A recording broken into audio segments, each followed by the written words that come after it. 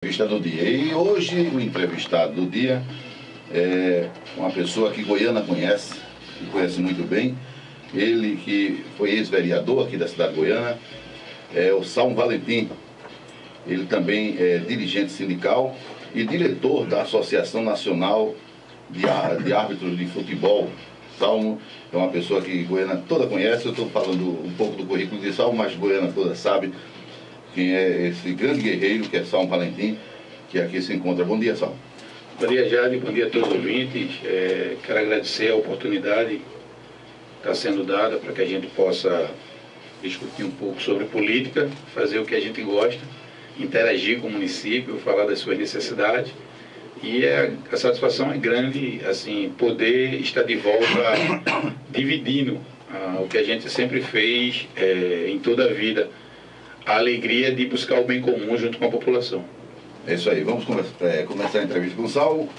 Salmo, é uma pergunta que toda Goiânia faz hoje. Você é pré-candidato a prefeito de Goiânia?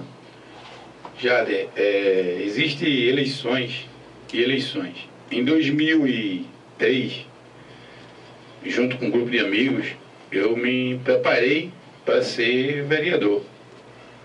A gente, um ano antes, pegamos o partido político, nos filiamos, preparamos uma candidatura e tivemos o êxito da vitória. Em 2008, por fatores de ter uma oposição consciente, algumas pessoas investiram contra a candidatura da gente e nós não conseguimos eu não diria nem se reeleger, não conseguimos entrar entre os 10 vereadores da Câmara, porque eu sou o 6º mais votado. A população reconheceu o meu trabalho em massa e eu tive 1.356 votos. A nossa coligação é que não foi tão eficaz em conseguir fazer o segundo, tendo em vista que a vereadora Madalena teve o êxito de ser a primeira. E na eleição de 2012, a próxima eleição, eu recebi em março um convite do PSOL, que tem como presidente Sérgio Silva, para ser candidato a prefeito. Eu avaliei todo o quadro, esperei as definições e quando foi agora no dia 12 de setembro, eu coloquei meu nome à disposição, tendo em vista que o quadro que aí está, nós temos total condição de concorrer de igual para igual. Não somos melhor do que ninguém, mas também não somos pior do que ninguém.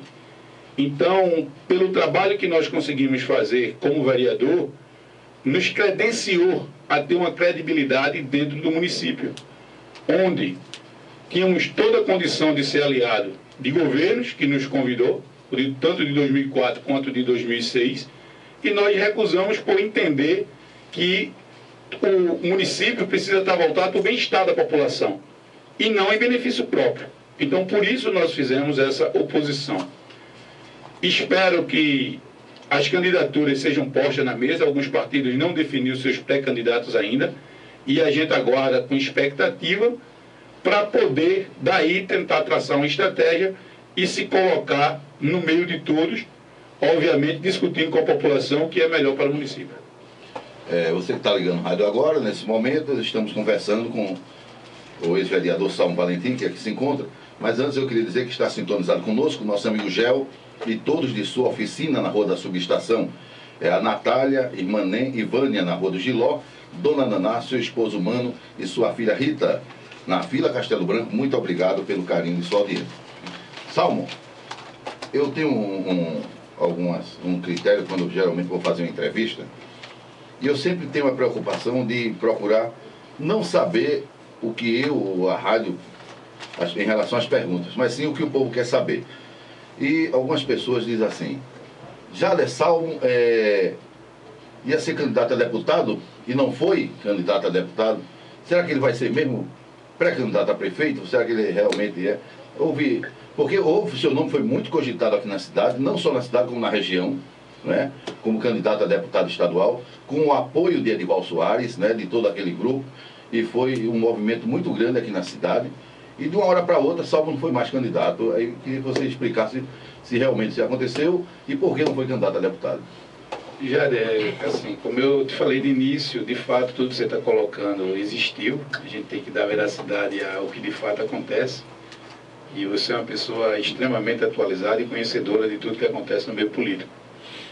E, de fato, eu ia ser candidato a deputado, eu estava afiliado ao PTC, né? E, por questões de ordem pessoal, eu enfrentava um problema de ordem pessoal, um problema familiar. Então eu não estava focado para tal pleito. Eu procurei o grupo de Edivaldo Soares, procurei o marqueteiro que eu tinha contratado e expliquei para o pessoal que naquele momento eu não tinha foco para tal candidatura. Recebi, aí já vou respondendo uma pergunta que deve vir de algum ouvinte ou depois, mas por que você não apoiou o Edivaldo e apoiou o ex-prefeito Beto Gadelha? Porque eu sou uma pessoa partidária. Quando o Edivaldo, mesmo tendo garantido o apoio, a gente desistiu da candidatura. E o presidente do meu partido na época, Heriberto Medeiros, ele me solicitou que fizesse um apoio partidário para que o partido pudesse crescer, que ia fazer 3 deputados, como de fato fez. Fez ele, Rodrigo Novaes e Ricardo Costa, né? E dentro daquele jogo político, o ex-deputado, o ex-prefeito Beto Gadelha, ele tinha possibilidade de alcançar pelo menos 20 mil votos. Mas, infelizmente, a população, principalmente goianense, entendeu que não era mais o momento dele e não correspondeu à votação que ele tinha expectativa. Mas o apoio se deu por esse motivo. É isso aí. 9h15. Você está no programa Comunidade Movimento. Estamos conversando com Salmo Valentim, ex-vereador na cidade de Goiânia. Salmo, o que faltou? Porque eu acredito que você correspondeu às expectativas de um vereador na casa de Zé Pico de Abreu. Isso aí é público e notório. Houveram 2 vereadores que, se a gente fosse fazer uma avaliação, em corresponder às expectativas de um vereador, foi a ex-vereadora Tio, né? E você, em especial, foram 2 pessoas assim que corresponderam dentro do Legislativo. O que faltou para Salmo se reeleger?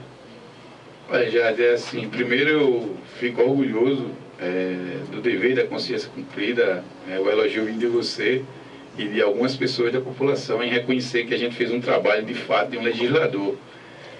Se eu for simplificar, eu vou dizer que faltou voto. Agora, mas eu acho que não, tá?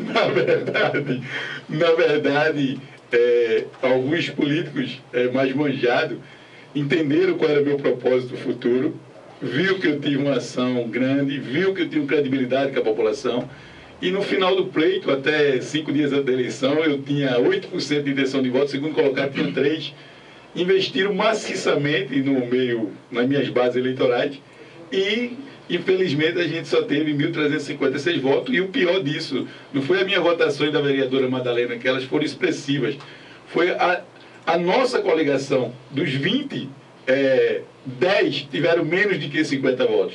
Então, assim, isso pega qualquer candidato. Por isso que o PDT, a coligação do PDT lá, quem fez Jamil, Suana e, salvo engano, me esqueci outro, não fui na coligação, fizeram 3. Então, aí estava explicado o motivo. Se você perceber nessa eleição, a gente foi tão correspondido que os vereadores do atual governante tiveram 25 mil votos e ele só teve 15. Então, diferentemente da gente, que tivemos quase a quantidade de votos que a coligação precisava. A gente perdeu a eleição por causa de 1.000 votos aí com o Edivaldo. Mas assim, já tem coisa que é a vontade de Deus. E a vontade de Deus naquele momento era que nós não renovássemos o mandato. E aí serviu de reflexão, serviu para que a gente possa amadurecer. Eu tenho um compromisso comigo mesmo, um compromisso público. Assim, o que eu fiz de vereador já foi feito, eu fiz um bom trabalho, a população corresponde a isso. E tem que ter espaço para novas pessoas, tem que ter espaço para novos candidatos. A gente não pode querer fazer da legislatura um cargo, né, que você chega ali no emprego, que você fica e não quer mais sair, só faz coisas que te favoreçam. Então, assim, por esse motivo, a gente está lançando a pré-candidatura. Quero te afirmar aqui, afirmar para todos os ouvintes, afirmar para toda Goiânia. Essa pré-candidatura ela é para valer. Aí eu estou focado, eu estou preparado. Eu tive uma conversa com a minha família está toda voltada para mim. nós não teremos, nunca teve, não vai ser dessa vez que tenha divisão, mas assim, conversei, eu estou nesse foco e vou para a luta, vamos tentar buscar alianças. Nós temos aí excelentes nomes na cidade que também estão sendo colocados. Vamos tentar buscar essa aliança e assim, a cidade de fato precisa de uma renovação. Mas ela não precisa de uma renovação de uma cara jovem, né? Eu tenho 41 anos. A cidade precisa de renovação quem tem compromisso público, porque o desenvolvimento chegou no nosso município, né? Existe um questionamento que eu até brinco com o pessoal, né? Quem trouxe a Fiat para Goiânia? Não importa quem trouxe a Fiat. Vai entrar para a história que foi no governo atual, no governo municipal atual. Entrou para a história. Independente se o governo está ruim ou bom, a Fiat veio nessa gestão. Mas a discussão não é de quem trouxe a Fiat. A discussão é o que vai ser feito para que o cidadão goianense possa se desenvolver, para que ele possa ocupar os excelentes cargos na Fiat. Ou só ele só vai trabalhar nos cargos menores. Tá? Então, essa é a grande discussão. Para isso, a gente tem proposta, a gente tem ideia, a gente tem nome, a gente tem conhecimento, a gente sabe que existe bastante dinheiro, a gente sabe que o município arrecada hoje, essa informação que ele me deu antes de vir para cá, eu tive a preocupação para não falar bobagem. Foi o vereador Jamilson, que hoje o Duodécimo gira em torno de 10 milhões de reais, o que entra a arrecadação do município. Por mês, viu, minha gente? Por mês, exatamente. Então, assim, tem dinheiro, falta capacidade administrativa. E a gente está falando de 10 milhões hoje. Hoje, isso. E a tendência, né? Então, falta já de capacidade administrativa, falta vontade política de se fazer. Porque nós acreditamos nisso. Você sabe mais do que ninguém que nós acreditamos que colocando um candidato da Câmara, uma pessoa que tem experiência como vereador, o município iria mudar. Mas de 2004 até hoje o município só regrediu. O município não avançou em nada. De fato, eu posso dizer que Deus é goianense. Nesse ciclo, nesse período, nós recebemos a Hemobras e recebemos agora a Fiat, por questões logísticas e estratégicas. Talvez só o governador Eduardo Campos moveu alguma ação, mas a Fiat não veio para cá porque Goiânia é melhor, por isso, porque houve uma luta política negativa. Não houve isso. A Fiat veio para cá por uma questão estratégica, porque o que ela quer implantar para a sua empresa, Goiânia atende os requisitos. Goiânia tem uma área para aeroporto, Goiânia tem uma área para porto e Goiânia tem uma concentração de em torno de 2.000 hectares para que ela possa fazer todo o seu parque fabril. Sem aqueles acidentes geográficos aqui tem por aí. Não é uma cidade totalmente plana. Exato. Então, Jader, só em economia de aterro foram 250 milhões. Agora, as pessoas precisam ter acesso ao projeto, né? Salvo engano, algumas pessoas estão indo em Betim e dizer a você, Jader, o seguinte: a Fiat é importante para Goiânia, importantíssima, sem dúvida. A Mata Norte terá uma outra dimensão com a Fiat e com a Hemobras. Não vamos só falar da Fiat. Mas e o turismo de Goiânia? Como é que fica essa situação? A gente vai voltar por causa do tempo, São, que a gente vai para o apoio cultural, e já está olhando para mim assim de uma forma. A gente vai para o apoio cultural, daqui a pouco a gente volta conversando com São Valentim, pré-candidato a prefeito da cidade de Goiânia. Daqui a pouco estamos de volta. Eu estava dizendo, sério, vocês podem deixar salva à vontade. Se eu estiver exagerando, você me pontua aí, cara. Não é.